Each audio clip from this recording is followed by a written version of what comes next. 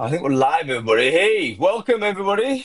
Brainfood live on air, bringing it to you every Friday, no fail. It is Friday, the 11th of July. Everyone is probably still discombobulated from yesterday's amazing event at Recfest. Yeah, I thought it'd be a great time to do retro. Why not? Let's do it immediately after the show, after the huge event.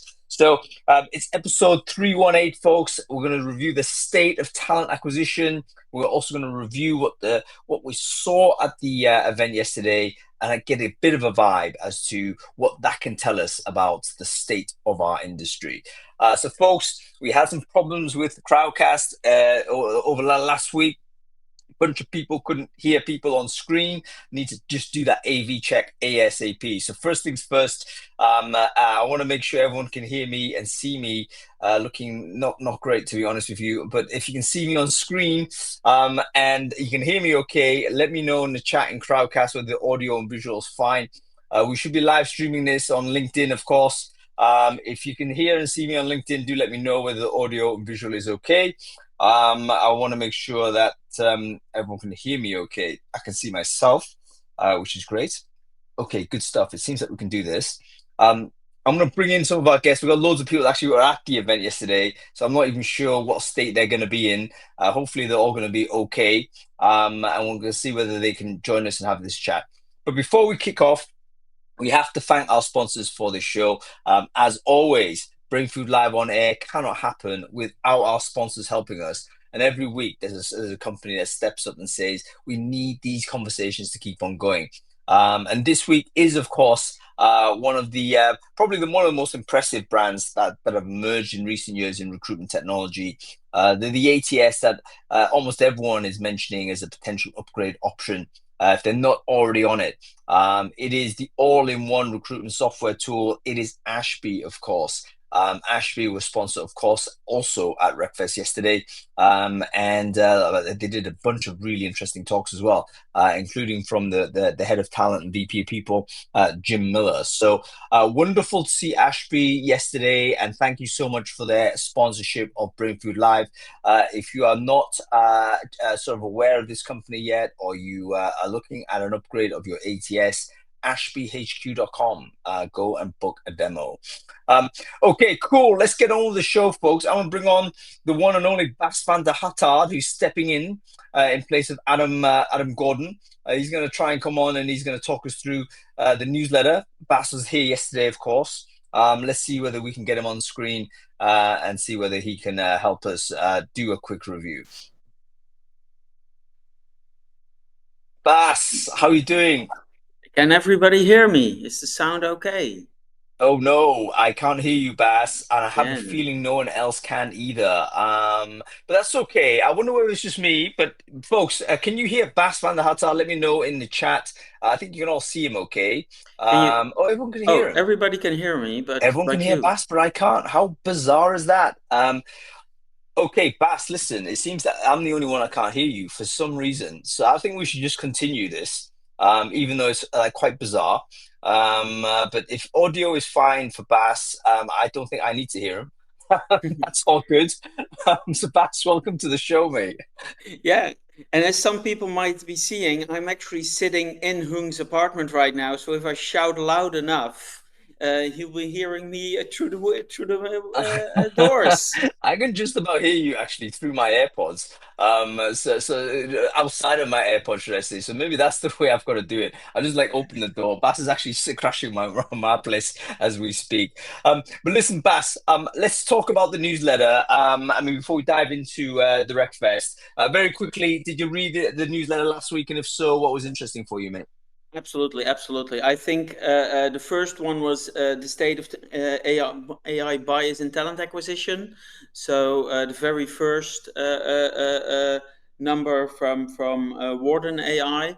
I'll put it in the chat so who knows what I'm talking about. I thought it was very America oriented because it was all about analyzing the the tool and not the use of the tool. And of course, a really good tool used improperly can still have bias. They totally didn't go in there at all, but I really loved the idea of actually auditing and the frameworks they had on those tools. And the second one, the Facebook poaching. I mean, uh, yeah, Facebook just doing hiring like soccer teams almost, hiring the very best talent. Yeah, I think that's actually a really interesting feature. I've got Bus's audio back on, by the way, for me, which is great. But the meta story has actually opened up another thing. Like this week, we've just seen OpenAI like rip a few people off from Meta and Tesla and stuff. So the war for talent is actually really intense at the frontier of AI, and we're getting ridiculous sort of salaries being mentioned. 100 million is the going rate for one of these elite software engineers. 100 million per year salary. Can you even believe that? There can't be many CEOs on the planet that's actually remunerated in that way. But I think it's also very ironic that the companies that are trying to shoot for this artificial general intelligence are also obviously very dependent on human intelligence still. So we're still very keen on hiring these like super brains, human organic brains, in order to build what is apparently a better brain digitally. So yeah. Yeah, and what I see is actually it's elite sports. It's the Mm. very elite players make 100 million, and all the rest are playing on a Saturday afternoon, paying to play. Yeah, and that is also known as a concentration of wealth. So in other words, is it going to be a future where, yes, maybe 100 people get 100 million each in terms of salary, but there might be 10 million people that work in the AI space that actually are just earning pittance. So maybe that's the case. Yeah, very interesting story. Keep tracking it. It's going to be transfer wars really for the top US AI type of businesses. Okay, cool. What else is interesting, man? Like I already said, I like the Warden AI, but we already talked about that when you were Hmm. not hearing me. And the last one I'd like to mention is the Laszlo Block article of the Mm. impact of AI on the future of work, mainly because it takes both sides and it's really well researched. Like it's not a fanboy, neither is it, oh, it's not going that fast. So I loved the nuance of Laszlo Block's presentation you put in there. Yeah, and Laszlo Bock is one of those guys that basically I wouldn't say he's faded from the consciousness, but at one point he was obviously a big superstar within our industry. He worked for I think head of TA in Google and stuff. Then he launched his own product. I think he got a little bit consumed by that. I'm not sure what's happened with that product per se. I don't think it's really landed in the way. They got acquired. Did they really? Okay, cool. So maybe he had a bit more success than I realized, but yeah, great to see him like basically commentate again. Like we need his voice here. So I love this presentation. I think it's freely shared online. I'd recommend you just download it, not only for the points he's making, but I think for the clarity of the points he's making. I thought it was just really simple. How he laid out what sometimes can be an overly complicated sort of conversation. So really good indeed. All right, cool. Listen, Bass, let's get on with the show. Let's talk about Recfest. You were there yesterday. Give me your verdict, man. What's your general vibe of your experience having been there? You're a veteran of the not only event space, but you've been to many Recfests before in the past, and you're an event organizer yourself. So, what did you feel about the event overall? Well, the main feeling was it was Sweatfest. It was freakishly hot. Sweat. We were not supposed to have that kind of weather in the UK in the summer even. You know, it was no, but except for the heat, which, by the way, I was amazed how not overcooking the tents were, and I got to compliment Yes. Jason's team on actually having all those fans in place. That was just amazing. I My talk was just before 3 o'clock, and I was like, "Oh my freaking god, nobody's want to go into the tent." And there was actually still quite some people in the tent because the tent was actually sometimes cooler than outside, which is an amazing thing for Jamie and the team to do. Um, and I genuinely loved Rory Sutherland. Again, I've seen him speak before. He always delivers, but he has such a thoughtful, well through. I love it when a top notch speaker actually goes in depth about a topic which is adjacent to his own. and really thinks about it. He always makes the most amazing parallel descriptions of things happening, and he totally delivered. So that was absolutely amazing. On that note, 'cause I missed Rory's talk, which I'm still devastated about because I couldn't get in. It was so packed, and I was stood on the outside. I was actually getting fried, and I thought, you know what, I'm gonna have to try and get this on replay. Rory Sutherland, obviously brilliant, but from what were your takeaways from the talk? Can you give a quick précis of what he was talking about, what the main points were? Um, I think if I boil it down to two essential things, first of all, as he said himself, if you do team hiring, you won't be optimizing for the least risk talent. So you need less risk talent. You need people who just deliver, but you also need that incredible oddball who will do the incredible, take the risky hires who do the either amazing things or completely crash out. And he said the only reason I ever got hired at Ogilvy was because they were hiring 4 interns, and 3 of them were really good. And then people said, "Let's go for the fourth one with the oddball because we already got 3 people who will deliver." Uh, Very interesting. Yeah, yeah. So basically, I guess in boil it down to the brass tacks, you're building a team. You get your solid citizens in first. There's a bunch of things you need to do. Get those people hired, and once you've got the solid foundation, then you can add in a few risky moves. Yeah, no, but That he might said give you. the problem is if you have a solid foundation and you're hiring one by one, you will get a hiring manager will get blamed if a hire doesn't pan out. So hiring right now is a risk averse business, while the risky hires also have the highest reward or the least reward. So basically, look at hiring talent more like the investment strategies. One of them is going to pan out a millionfold, and 5 of them are going to fold.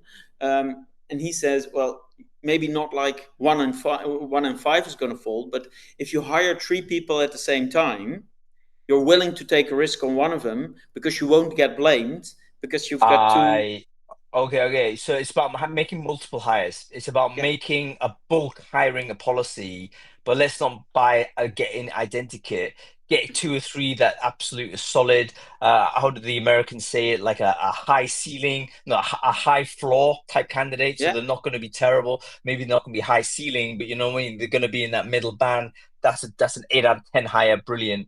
But once you've got a two or three of those in, actually, that you can afford to take a risk on a guy that might be, a high ceiling, low floor person that could be a disaster, but actually maybe a genius. yeah. And that was one of the main takeaways. And he Yeah, says, yeah. and you need in logistics and everything, and you need the stable people, but you also need that person which will actually really reset your company from time to time, and go somewhere where you would have never been taken. And he actually had a perfect analogy with bees. He says bees will always go to where the pollen is, and they'll do those dances and stuff like that. But about 20% of the bees will not follow that Mm. thing, and will just go out and look. And that's completely inefficient, except for the fact that if your pollen all of a sudden goes away, you now know where the second source of pollen is because you had those oddballs who just flew in a different direction and said, "Yeah, screw you. You guys go harvest. I'm going to go out and wander. And hey, there's another group of pollen here." Do you know what that tells me, Bass? It tells me that if you have a recruitment strategy or you've got a policy, a recruitment sort of approach, maybe you should make 80% of your hires with that approach, but like reserve 20% to do a random hire. Like literally do Yeah. something different to hire those extra 20, because it could be that your strategy doesn't completely find all of the people you need. So you don't hire 100% of your people through your brilliant strategy. You keep Yeah. 10, 20%, you do that randomly, or you do it for another person's strategy or something like that. Yeah. In But fact, has anyone ever done that? Folks, have you ever had a split strategy where you've designed, this is how we're going to recruit, we're going to do this, this, and this, this is the best breed, best of practice, and then you decided actually we're going to only recruit a certain percentage of people like this. We're going to reserve like 10% for wild card hiring. It's like just random hiring, or another way to recruit. I wonder whether that would be actually itself a very good meta strategy to do that. I don't know of a case study or an example, but if you do have one, I'd love to hear it. That's a Brainfood Live topic. Anyway, Rory Sutherland, obviously a ledge, and brilliant by Jamie to get someone like that on the Yeah. stage. Wonderful to get his just presence there. So fantastic. Yeah, cool. Anything else that was interesting, Bass? I really, and maybe it was because it was early in the morning and I was still fresh, but I was captivated by Matt Alder's talk, actually, our fellow Mm, podcast talk from the Recruiting Future, and he put out his framework on are you a future skilled hiring, and had some questions in there, and what should you be looking to, and he really mentioned often like. You hear everybody, all the TA leaders I interview, talk about having a vision, and then their vision is often like, we need to do the human things, which is not a vision because you still haven't made it clear what the human things are. It's just so be very specific in what a vision is. And coming from a country which for 16 years had a prime minister who says, if you want a vision, go to an optometrist. And looking at the state where we are now, please have a genuine vision as a TA leader. yeah, really. So basically, Matt is was calling out the TA tier for failing to basically articulate the vision of what it is. And we can't continue with these homilies to say, oh, we need to do human first or whatever. Okay, what does that mean? How does it manifest? How does it actually translate into decision making? Again, love that. Sorry, I missed that talk also because I would have loved to have seen it. What Okay, was your you're right. favorite talk? Sven Ebert. But that's probably one of the few I did see. And I was very bad at seeing talks actually. And I tend to be in these events because I just get dragged into conversations. But Sven was great, always is. He's basically got a regular talk now, which he does a survey once a year, and he talks about the survey results. And the survey, of course, is for talent acquisition leads, people in RO100, all the people in Recfest, etc. And just getting that data sort of revealed is so interesting. What are the priorities that TA have? Where is the budget going? Why are they spending money in one place and not on the other? All of that was super, super interesting. I mean, I think that presentation will be published. I hope it will be. But for the folks who didn't get it, the quick précis is firstly, AI adoption, we've changed. There's been a shift from where we're at in 2024, 2025. Basically, far less skeptics, far more believers. So had a shift in mindset in terms of the TA leadership perception of the value of AI. We've had a general decline in budget for tech, I believe.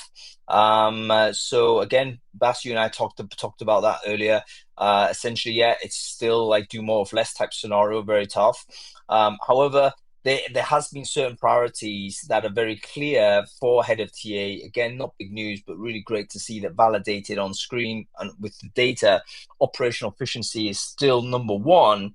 And again, I've got my theory on why. So there has been some spend on tech. Is basically it's been spent on tech that provides that operational efficiency at perhaps the expense of payroll. So that's my view. But yeah, that always a great talk, and he's a much better deliverer than he says. Very self-effacing guy, Sven. Wonderful, wonderful chat. But I love his delivery style as well. So yeah, that was my favorite talk. Um, cool. All right.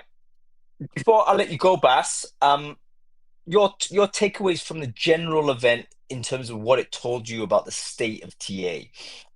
So if we can say, right, we're all thinking about where we're at as a profession, where do you think you would leave it, having had this huge experience with Recfest? What was your general vibe through the conversations you had and the information that you shared and had sort of access to? How do you say, where are we in 2025 and beyond? I think we're in one of the most schizophrenic, weird markets ever.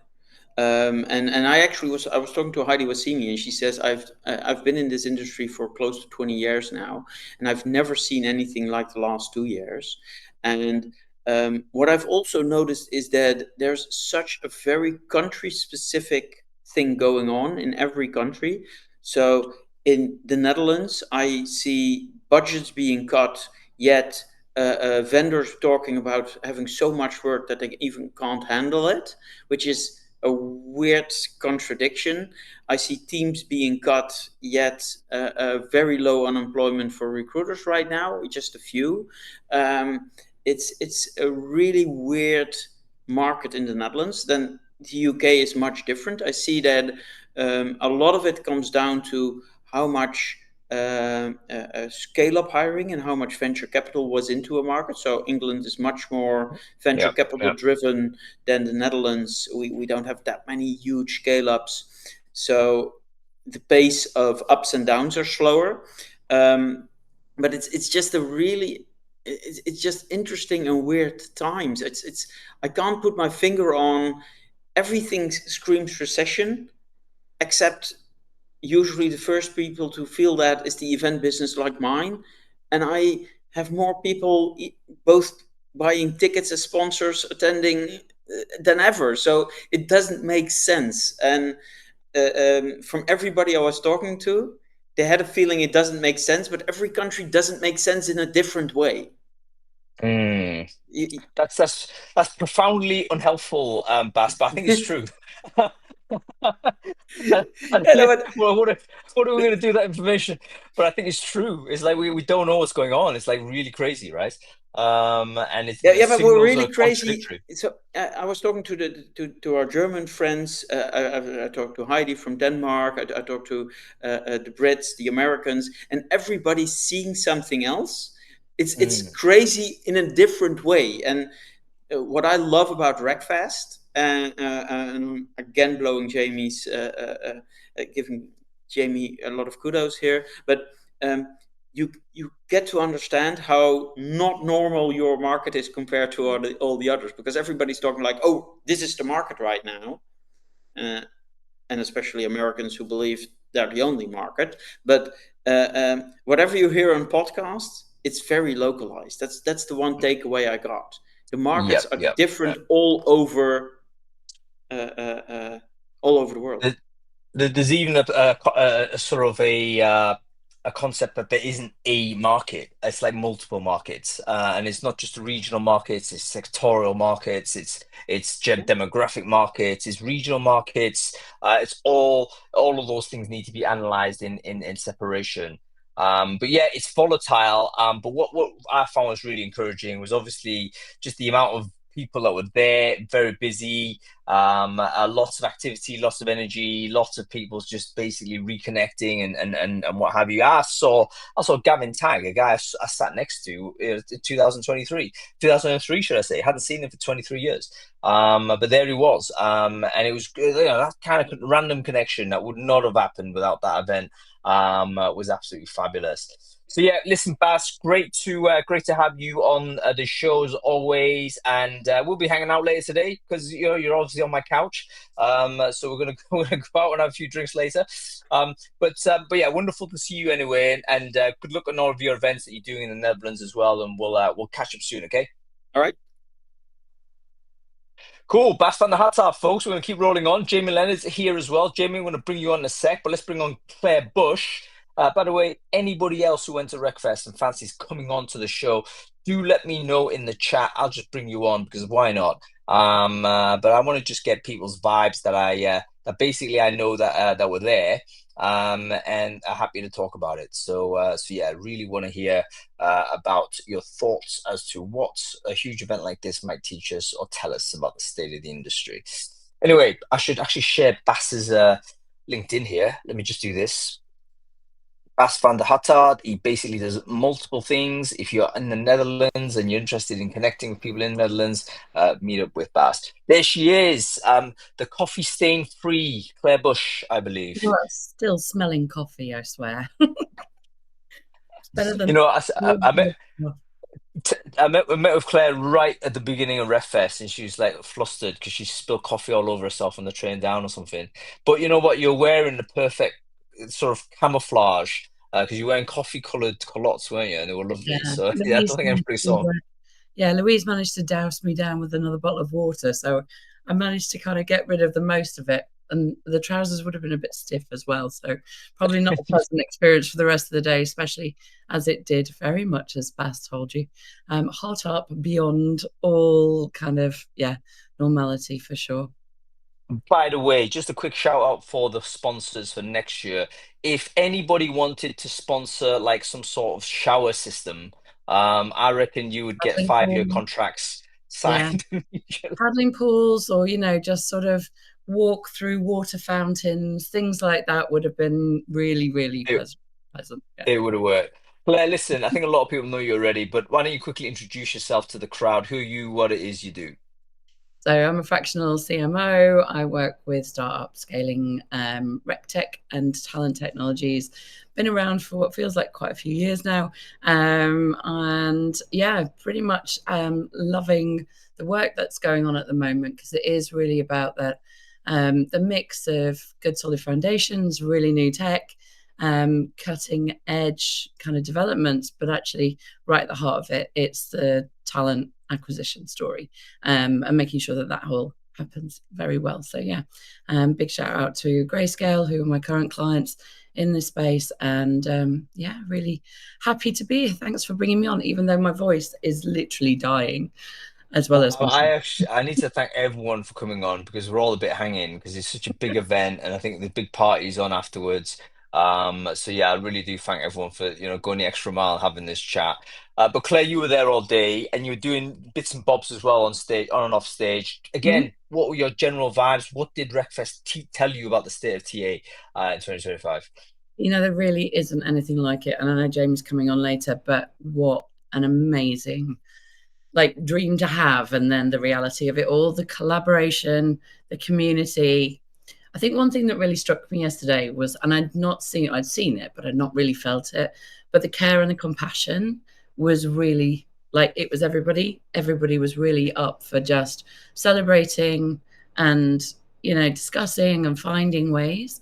But mostly it was all about everybody caring about where everybody else was at, what we were all doing about it. And it was just joyous, absolutely joyous. Lots of really, really upbeat conversations. Met a couple of guys actually right at the end. I was just filling up my water bottle because I did drink water as well as everything else. That was a health and safety little thing. But I was chatting to them. I was like, have you been before? Because that was another thing that I want to tell you. And they were like, yeah, no, we've been coming now for like the last 3-4 years. It's our annual pilgrimage where we meet each other because we used to work together like 10, 15 years ago.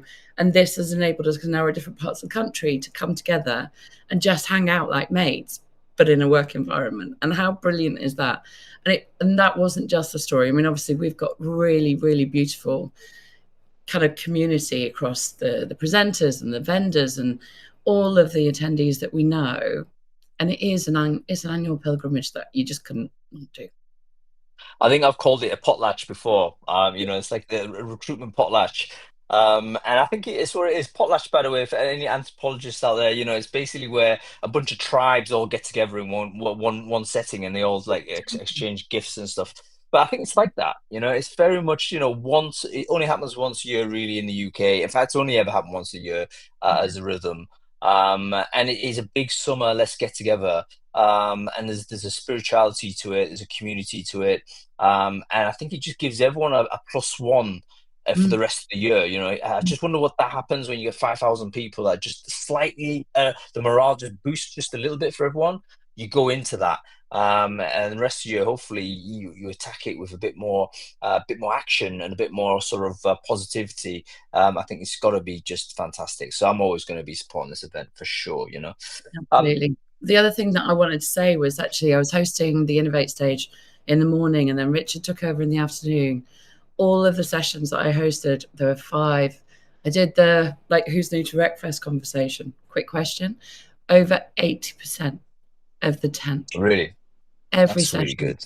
It was such a really, again, just a really great sense of new people coming, joining the community, being part of it, and to have that level of kind of new engagement every year on year. And, the guys do such an amazing job bringing the content together. Obviously, the build on the day is mammoth. It's not just on the day. I know it goes for weeks and weeks. And months and months, and Jamie and Lois and the team have just nailed that part of delivering. And then it's the aftermath and the conversations that carry on going. But yeah, to keep people coming at that level of new engagement is Well, remarkable. here's the thing I think Recfest should do, and I know Jamie's watching, so I'm just giving him some unsolicited advice. You know, the advice everyone loves, that which is not solicited. But 5,000 people might have turned up, but there's like must be 50,000 like recruiters out there that could have turned up and didn't. And they often just didn't know about it. And it's amazing how so many people still don't know simply because they're getting on with their day. You know, they're not involved in any of the online stuff and whatever. And you can be completely dislocated from it. So I wonder whether there might be a way in which you could do a plus one, where you know an existing ticket holder, if they're able to get a plus one to come in and be a paying ticket holder, like do they then get a discount on the ticket or something that they purchased or something like that? Because I think if you mobilize the community to get it moving, it's just a case of calling your mates and saying, you know what, I think you should go to this. This is going to work. So yeah, great to see new people there. Talk about the content. You were on stage, and you were you. One of the best ways to see content is actually be a host. And I wasn't a host this year, so I didn't see too much. So I'm leaning on you, Claire. What did you see over the 5 talks that you thought, okay, quite interesting? I didn't know about that. That's something more people should know about.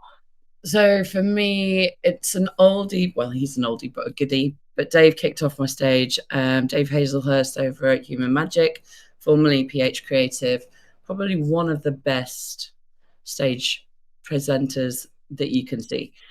Dave always delivers, and I say hand on heart, and I am exceptionally biased because I did work with him, and I've worked with him for years and years. Him and the team are working on some of the most emotive employer brand projects right now. And what he does every time you hear him, he does give you goosebumps. Dave and Brian Adams wrote a book called Goosebumps, again, 10, 15 years ago, really long time ago now. It was one of those most insightful moments where if you can make someone feel like they belong and it gives them goosebumps, then you've resonated with them, not just for now and today and tomorrow and that experience in the moment that they're in, but for lasting, you know, almost generational talks will be because of the way that you make them feel. And I think for me, that is just one of the things that we forget sometimes, especially when we're all, oh, it's a new tech or it's a new solution or it's a digital world that we operate in, and we're bombarded with messaging about what we should do, why we should do it. But actually, it's the way that something actually works that creates that sort of resonance. And I think he did brilliantly bringing that to life again. So yeah, I could listen Always. all day. I couldn't listen to Dave all day. I mean, I texted him earlier today. I said, "Listen, I'm pleased we kept our chat to a minimum, Dave, because you know if we." But no, seriously, he's great on stage and he's brilliant. But I love that sort of capture of that idea of if you create that emotional resonance with somebody, about the sense of belonging, then that actually has a lifelong impact on that person, because it's rare to feel that. You know, there's certain contexts where your belonging is going to be there, maybe with your family, maybe your football club or whatever. But within profession, within industry, I find that it's not always often the case. But if you're able to do that and create that connection, very, very powerful. And again, on that sort of macrocosm, I think Recfest does that. But I think Dave here is probably talking about from an employer point of view, how can you create that connection? In the world of AI dominated chat, I think we're going to need that even more. So this is not going to be a smaller thing. It's going to be a bigger thing going forward. It definitely was. And also that continued, that human talk track, that humanity part really did follow in to the next talk as well. So Katrina Hutchinson O'Neill, Joint Talent CEO, brought on 2 of what I would consider the most amazing guests, but totally out of our field of vision. Again, kind of almost like Rory. We had Nick Leeson and Emma Sale. So Emma's business, Killing Kittens, kind of what I would call one of the best, most modern day controversial businesses. I'm going to say modern day, but she actually, you know, launched this business 10, 15 years ago. Phenomenal story about empowering female sexuality.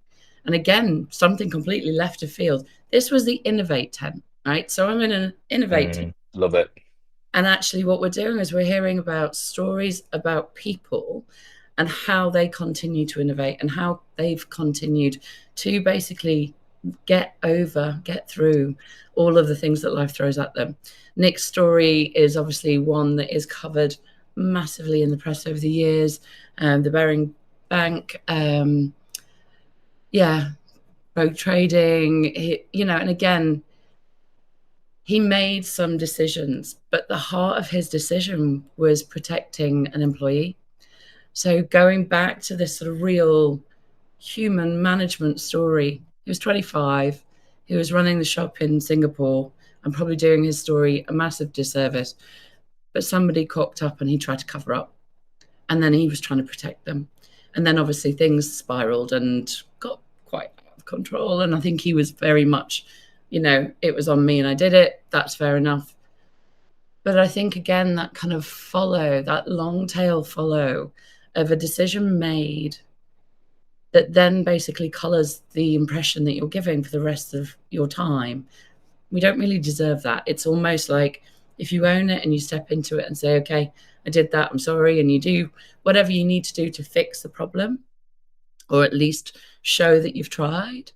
I kind of feel like we're still in that age where we don't forgive ourselves or we don't forgive others.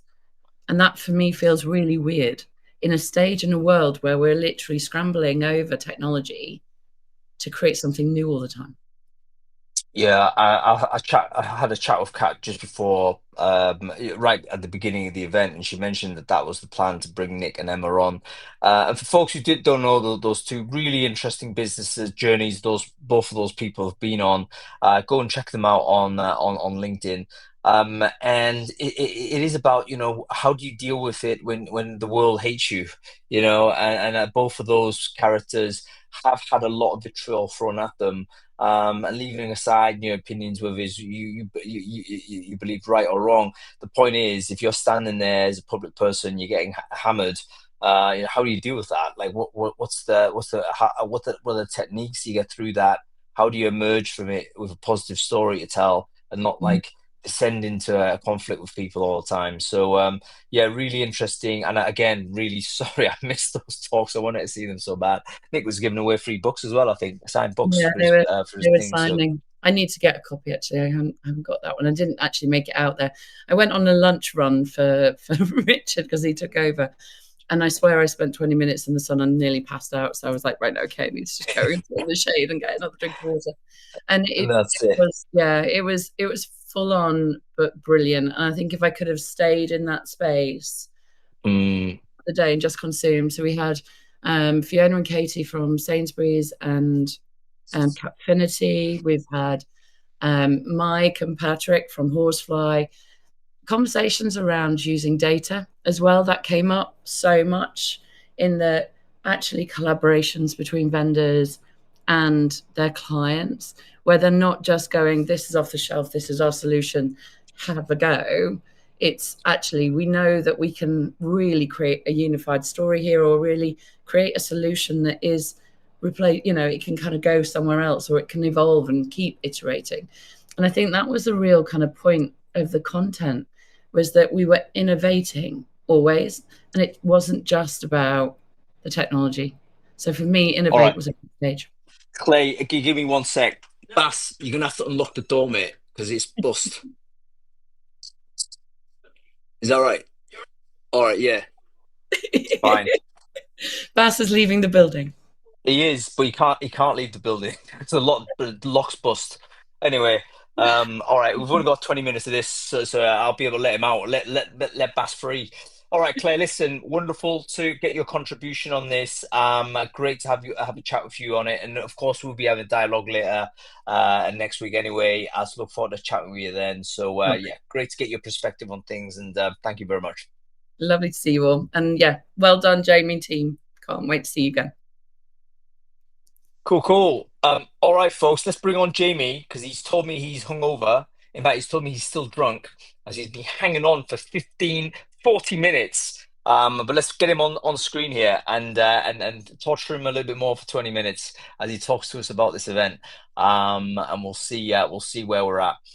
Folks, by the by, if you are thinking about attending Recfest next year, um, put yourself down. I'm sure the waitlist sort of is going to be waitlist lander is going to be launched in due course. Of course, there is also Recfest USA. That's happening later this year, and it's basically a replication of this experience stateside. So if you're in the United States and you want to get a sample of this experience, then it's actually going to be in the country. It has been last couple of years. It will be again this year. So make sure you avail yourself to those things as well. Nashville, Tennessee, perfect place for it. It's been a wonderful setting for an event of this type. All right. There's a few things actually I wanted to share about my own thoughts on the Wreckfest experience. Oh man, there was a really interesting talk I wanted to share, but I forgot who the individual was. But the name of the person, so I can't really give the individual the due credit that I wanted. But there's a couple of things that occurred to me. Just having dialogue with people wandering around. Like that's actually one of the main sort of components of the event. The talks are brilliant. Don't get me wrong. The sponsors were fantastic. You know, you look at all of the amazing effort that people went to putting on a wonderful stand and a wonderful sort of experience for the delegates. You know, very few sponsors were just standing there with trying to demo products. You were there trying to provide like a service or an experience and engage with the community, which is absolutely fabulous. So, one of the main things I found, which was really interesting, was just wandering through the event. It gives you so much a serendipity. It's almost like when's the last time that you've met these people? There's individuals, as I mentioned, hadn't seen them for 20 years, but they were there at the event. I wouldn't have met them again probably, and without the context of this event.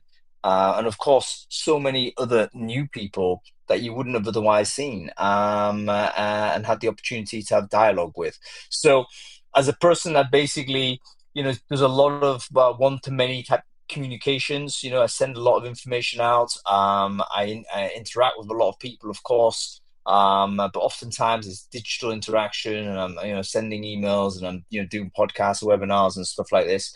And it's a real opportunity to actually meet people that are supporting the brand or supporting what I'm doing. So it was a real pleasure for me to have a chat with all of those people.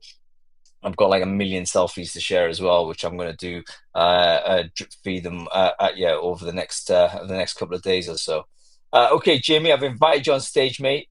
No need to put makeup on. You probably look slightly better than I do, and we'll be able to have a chit chat with you on there. Okay, folks, just as a quick shout out, is anybody planning to go through any other event over the next 6 months? We're into the sort of the second half of the year to date. Are there any events that you think are particularly good that are interesting to attend? Let me know in the comments. I'd be interested to know whether there's any new stuff popping in that might be interesting. There he is, Jamie Leonard. Mate, you're looking fresh, fella. You're looking fresh, mate. I look sunburned, dude, is what I look like. I need no more vitamin D. If anyone wants vitamin D to come stand next to me for 10 minutes, I am solar right now. There was plenty of people going a bit roast beef yesterday, because it was like eight. The sun didn't actually go in until about 9 o'clock. It was No. crazy. But yes, Evolve in Brno is extremely good event. Wonderful event in Europe. Um, Again, unique in terms of its party vibe. But Jay, listen. Obviously, congratulations on just putting it on. It's just such an enormous effort, an enormous challenge to even make it happen. It did happen. It was another fantastic experience. I had a wonderful time. And I'm sure everyone I spoke to had effusive about how good it was. From your setting, now you sit back on it. What are your learnings from this year? Was there anything that you picked up that you didn't know about events, that didn't know about recruitment in advance of this year? Like what new things have popped in your head? I think for me, there's three things, and it's really the thinking was pre-show, show, and post-show. Pre-show, the thing we started to notice, and I've posted about this on LinkedIn, is that team sizes are shrinking. We're at the coal face of this. We sell tickets to, Sainsbury's 80 people. If you look at this year, when people come back saying, "Hey, I don't need 80 tickets, I need 60 tickets," we were saying, "Okay, look, is it a budget thing? We can help you out with that." And they were saying, "No, we just don't have the same amount of people." So teams, whether it's UK focused, and I'll bow down to Bass's experience, maybe it's UK, but teams are shrinking. Um, so what that meant for us, and to Claire's point about new people, it meant we had to go out and find new companies. So where the average tickets, the team size was like 20 people last year, this year's maybe 10. So to get to that 5,000 again, you got to go out and find more TA teams. Fine, we did that, and like you say, it was, I think it was about 55%, no, sorry, 45% new people at Wow, Recfest yeah. this year, and a lot of them are Great, just great. ones from bigger teams that have gone. So more companies, which was great and great to see. On the day itself, I think our industry, it just reminded me that our industry is unbelievably resilient. Like that was a full-on festival. The vibe was incredible. You wouldn't know that this market is the shit show it was if you looked at how people were acting. And our market and our Hmm. industry right now is a shit show. Layoffs, redundancies, budget cuts, feast or famine hiring, all this stuff. So for me, it showed the resilience of the market. And one of the things I love, and part of the reason I do this, is just seeing smiles on faces of people that maybe haven't smiled for a while. And everyone was smiling. Sun was out, music's playing, great content, and I loved it. And look, finally, just in terms of what I learned, my team is the best in the world at what they do, and I'm not including myself in that. Right? I'm currently tagged in 95 posts on LinkedIn saying thank you, Jamie and team. I did nothing this week. Right? Literally, I'm dealing with 2 years time. The team does this, and they are phenomenal at what they do. And I think we just executed the best Recfest of all time. So I'm so proud of them. Yeah, it was. I mean, in terms of just the event organization, it was absolutely spot on. No major issues. The fans, I've got to say, in the tents are absolutely bang on. It wasn't. It was actually the coolest part in the event was actually within that. So that's got to be mentioned. Sanitation was fine. All the stuff that needs to happen. It happened. So it was really really good. And I think you're right, mate. Sort of, even though it has been tough, and it is turbulent, it's one of those. We're not going to be in a situation where suddenly it's all roses and rings again. I think we're just headed towards what is looking like a perpetually turbulent period, and that affects all businesses. And because we're a recruitment function, we grow businesses. That's going to affect us probably more so than other functions, and we've just got to develop that ability to be agile and almost like that elasticity within teams and within ourselves to be able to cope with that speed, that sort of volatility externally. Couple of ideas in terms of reaching other audiences. But what do you think of my idea? Not to put you on the spot, but I was thinking, right, everyone needs to bring a +1, and we'll reward you for that. Is that an I, idea that you've had? I love it. No, I never had it, and I think it's great. I think if you could position it where buy your ticket, and if you invite someone that's never been before, it's maybe 50% for them, or 75% across the two of you. As long as they've never been before, I think it's a fantastic idea. Look, we want to reach as many TA teams as possible, and look, without blowing our own trumpet, you folks were saying it. Recfest is special and it does a lot for the market. Who are we not hitting at the moment? Who doesn't know? And there are people out there that don't know about Recfest. They're not Of part of the course. scene. They're not on LinkedIn. How do we get in front of those folks? I think the team did a very good job this year of finding those people. Like I say, 45% brand new people to Recfest was absolutely amazing. But no, any way we can get this message out to more people, the better. And look, this is why we hold this very low ticket price. We want it to be as accessible as possible, especially at the moment. So yeah, no, any ideas you got, dude? Let's go. What's the ticket price? Just to give us a number, Jay. It's like you can get it between like 100 £150. That's crazy low, folks. For a full day event, for the quality, Rory Sutherland, Katie Piper, Nick Lee, the quality, all the way through. Hundreds of amazing talks, ability to network. That's ridiculously low. I think it's like far too low, really. But that's the credit to you guys to make sure it's accessible to as many people out there as possible. Other things you're doing, Jay, it's not just a one-off. You've got Recfest Nashville coming up. Can you tell us a little bit about that? What's going on? What's the plans? I think the US market is a bit more volatile than the UK market. I think the UK market is pretty low and steady right now. US market seems to be a little bit up and down, depending on the industry you're working in, or even the state that you're working out of because of localized legislation. We're moving to a new venue. Bicentennial Park has been amazing. You've been there yourself. It unfortunately is no longer big enough. Recfest will be 3,500 people this year, up from 2,000 last year. What I love about it more than anything else, so we got told from day one, you won't draw people from the West Coast. And actually, the amount of companies flying over with their teams from the West Coast is amazing at the moment. You know, companies like Pixar, companies like I'm trying to think of some big restaurant companies as well. So we're starting to get to a point now, and it's taken a few years where people are going like you guys use the word pilgrimage. I'm not going to use that, but they're coming from all corners of the US and they're bringing their teams with them. And I think a big part of that is the agenda lineup. India no longer with us, has moved on, but India worked with Lois on the US agenda. I think it's the best agenda we've ever put out in any country. I think the size of the companies, the challenges, the mix of problems there, the types of talks we have, I think is probably the best we've ever done. Don't get me wrong, loved yesterday and amazing talks and an amazing agenda. But I think the US one is a different level, and I think that's drawing people out. We saw when we announced the agenda, or as I call it, the agenda reveal, we started to get those people from Portland. We started getting people from New York. You're getting people from California going, yep, okay, I'll make the trip for that. So I think that's it. And obviously, the big difference to the US is 2 days, which creates a lot more opportunity, but also a lot more problems. So logistics are slightly different. Maybe something we do in the UK at some point. Maybe a 2-day Recfest. What's the difference from an organizer's point of view, 1 day, 2 day? I mean, there's some obvious ones, but I wonder whether there's other stuff that other people just may not be aware of. Like, what's the bigger challenge? What's the challenges that come from doing an extra day? Getting people to come back. Like that's the biggest thing. Like any conference the day two, yeah, any conference you go to, and I think we've done very well. So we've got an 85% return rate in the US, which I haven't seen at many other events. Most events you go to, you go day one, it's the big day, and day two, people just slip out. So it's how do you convince people to come back on day two is a very big thing. Obviously, you can't celebrate as much after day one because you've got day two to do as well.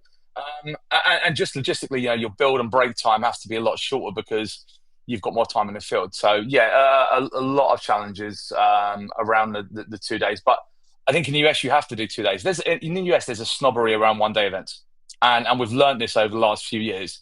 1 day events are seen as maybe you're not like a real event company. 2 days, cool. 3 days, even better. So I think there's definitely that in the US we don't have in the UK. And I think it's a travel thing. In the UK, you can get anywhere in 3 hours. You can't get out of Tennessee in 3 hours. So it needs to be a size and scale that gives people the opportunity to say, yeah, you know what, I'm going to go to that. Yeah, really interesting. And tell us, when is it on there, G? October somewhere. Time is it? Yeah, I don't know. I think it's October 14th. I'm going to find out. I'm not. On top of my head, I have no idea, dude. I just run an event with 5,000 people. I don't even know my name right now. Don't ask me about dates. Mid-October sometime. I'll post in the comments. Gwen, and we're going to go with Gwen Bailey, who said 15th, 16th. We'll do that. There you go. Thank you, Gwen. Just a final thing. A couple more things that you do in and around these big ticket events, isn't there? So there's the RO100s and starting to pop up. Can you give us a little bit of an overview? Like what's that all about? Yeah, man. So look, the RO100 in the UK has been established for 8 or 9 years. You've been to a big part of that community for a while. It's an established TA leadership community. And look, we wanted to start rolling that out elsewhere. We did the Middle East, 2 years, got that up and running. That's on our cooking all cylinders right now. And we wanted to get the US moving. So we recently went over, did a tour of Chicago, Boston, and New York. Went really well. A lot of people happy. What we're starting to do in the US is make the day before Recfest that kind of all RL100 situation. So we bring everyone down for the day, running multiple streams on different content. This year, for the first time, we're doing a healthcare specific event. And that's the first time we're doing an industry specific event. The healthcare market in the US is fascinating. I won't even attempt to know too much about it, but it's a recession-proof industry that has very unique challenges, to the likes of which I've never seen before. So we give them their own summit as well. So yeah, the idea is we tour the US, we bring the summits to the community, we build that leadership community that only we can, And then the day before Recfest, we bring them all in, and it turns into more of a conference than anything else. It's 100, 150 TA leaders before the actual May festival starts. Yeah, yeah, fantastic. And those things actually are really to do a pre kind of meetup. It really helps people just create these relationships. It gives them the excuse. Like one of the big problems of traditional conferences, I think, is people just transition in and out. And it's too loose, it's too formal. You're not don't have the ability to really get to know people. But imagine if you walk into an RO100, you walk out with 99 like connections peer level that you're all on a WhatsApp group with or whatnot. Your ability to do your jobs just improve like by 25% just simply by having access to that. So the value there is huge.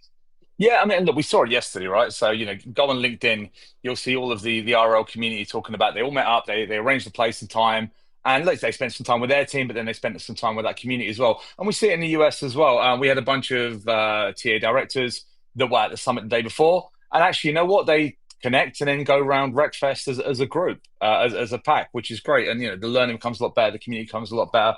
So yeah, big fan of that. I think the kind of day zero events at conferences are very very important.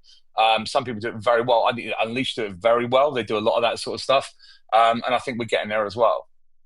Yeah, fantastic stuff. Listen, Jamie, I've got to let you go because I know you probably need to lie down.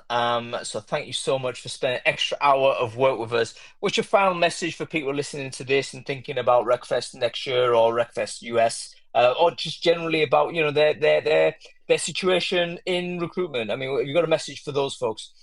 Yeah, look, I think again, some of the stuff we saw this year is budgets being declined because, well, it's a festival. Do you really need to do this? And I think some of the higher ups maybe don't understand what Recfest is and the value it brings to their team and how it kind of supercharges their team and educates their team. I think just being able to kick back and say, look, this is more than just, music and Prosecco. This is community. This is knowledge. This is ideas. Everyone comes back with a way to better their team. That's a big thing. So if you get a no from your bosses, tell us, we'll give you the ammunition you need to go back and say, actually, this is something we need to do. Yeah, fantastic. Jay, we've got some people commenting about access to the recordings. I've actually got a personal interest in this. I missed all the bloody talks I wanted to see. How do I do that? Is it something it's sort of you got to pay access to? You got to have a ticket to do it? What's the story with this?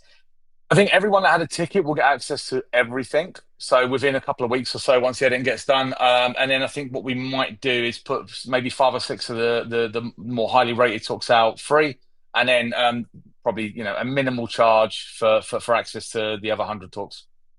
Yeah, fantastic stuff. All right, listen, Jamie Leonard, you have a very good weekend. I hope you got 2 weeks holiday planned, and we'll not hear from you for at least a period, and we'll zoom back when you're refreshed in later this year, mate. Well done on the event. Congrats to you and the rest of the team, mate. Cheers, buddy. Thanks a lot. Cool, folks. There we have it. Recfest 2025 done and dusted in the UK. If you're in the US, do make sure you check it out. Coming to you in October in Nashville. And I'm a huge believer in all events, as I'm sure you're aware. I bang on about it all the time. I've got the big list of recruitment and HR events that you need to attend in 2025, crowdsourced from the community. And I share that in one of my newsletters every week. And I just say, you know what, just go to one of these things. Now, the reason why I'm an evangelist for these events is simply because I know the value that it's had for my own career.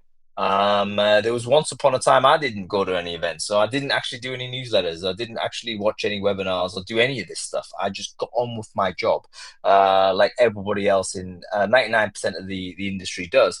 It was when I attended that first event that actually I can tell you my kind of timeline split, and I became so much more educated and so much more passionate about the industry as a result of the education I received directly from a peer group in a face-to-face scenario.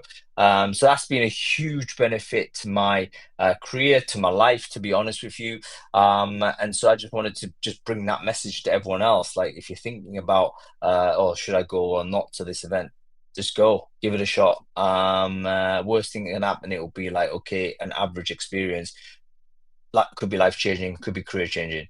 So I'll share the big list around. Make sure you avail yourself to it. Share it with other people in industry. Let's get more people in recruitment and TA and HR. Let's get more people meeting each other, and I think together we'll be better able to confront the volatility of the world that we have. All right, that's about it. It's super hot. I'm gonna go out and get myself an iced tea. So I'll leave you to it. Thanks for watching Brainfood Live on Air. We're back next week as ever. We're going to be talking about the difference between AI first and human-centered companies. This is cultural change. We've had two emerging philosophies talking about, are we AI first, folks? Is that how we're going to arrange our organizations? Or are we human-centered? Are we human first? What does that actually mean beyond the rhetoric? How does it translate to how we make decisions in TA? We've got a wonderful panel to join us for that. We've got Anna Ott of HV Capital. We've got Sami Abdo of Arm. We've got Carrie Brophy of Marriott International joining us for that. And Jesse Schofer is going to be co-hosting. So make sure you sign up for that show. It's already up and running. And we'll see you there next week. Thanks for watching, everybody.